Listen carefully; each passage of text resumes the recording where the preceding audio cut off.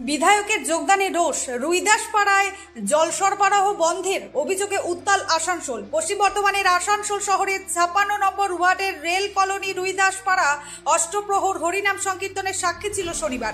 ধর্মীয় এই অনুষ্ঠানে উপস্থিত ছিলেন আসানসোল দক্ষিণের বিজেপি বিধায়ক অগ্নিমিত্রা পাল।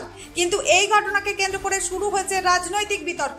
স্থানীয়দের একাংশের অভিযোগ, বিজেপি বিধায়কের আগমনের কারণে এলাকার তৃণমূল কংগ্রেসের কাউন্সিলর ইচ্ছাকৃতভাবে পানীয় জল সরবরাহ বন্ধ করে দেন। এমনকি স্থানীয় বাসিন্দা ভাগবত রুইদাসের বিরুদ্ধে থানায় অভিযোগও দায়ের করা হয়েছে।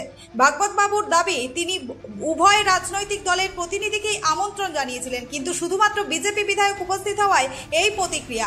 এর প্রতিবাদে আজ বার্নপুরের চিত্রা মোড়ে বিজেপি কর্মীরা পথ অবরোধ করেন। দীর্ঘদিনের এই অবরোধে যান চলাচলের বিঘ্ন ঘটে এবং সাধারণ মানুষ সমস্যার মুখে পড়েন। ঘটনাস্থলে পৌঁছে পুলিশ পরিস্থিতি নিয়ন্ত্রণে আনে। এই ঘটনার ফলে রাজনৈতিক উত্তেজনা আরও তীব্র হয়েছে রুইদাসপাড়ায়।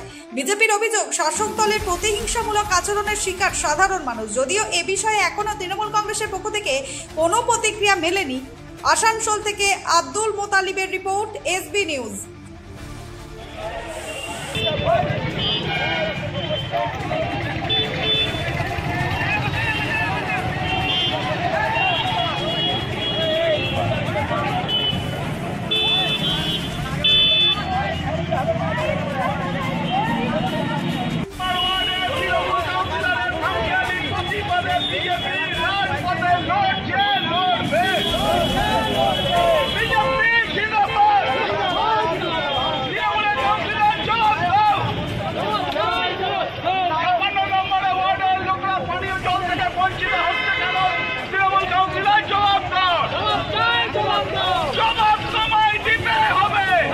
हम लोग आज 5 दिन से बंद है। आज 5 दिन हो गया। आज झमेला हुआ था, आज टंकी पहुंच गया है। पहले टंकी क्या हुआ था? झमेला ही हुआ, जो ऊपर में पानी आता है, ऊपर में पानी नहीं आता है। क्यों नहीं आता? क्यों नहीं आता है? आप दीदी जानेंगे क्यों नहीं आता है। फोन किया गया, बोलते गाड़ी खराब है। तो गाड़ी खराब है, पहले भी तो गाड़ी खराब होता था, तो पहले दूसरा टंकी क्यों पठाता था? लेकिन आज जो 5 दिन से गाड़ी खराब है, तो आज दूसरा टंकी नहीं पठाया है। एकदम भी पानी नहीं मिला। क्या कारण से गाड़ी नहीं भेज रहा? और हम लोग का कीर्तन हुआ था, तो उसमें वो दीदी आ गई थी, अग्निमित्र आ गई थी। तो देखिए, कीर्तन है, हर एक जगह का आदमी आएगा कीर्तन सुनने के लिए। कोई किसी को बुलाता नहीं है, और यदि कोई आ जाता है तो उसको भगाएगा तो नहीं है। वही खींच से पानी बंद कर दिया था।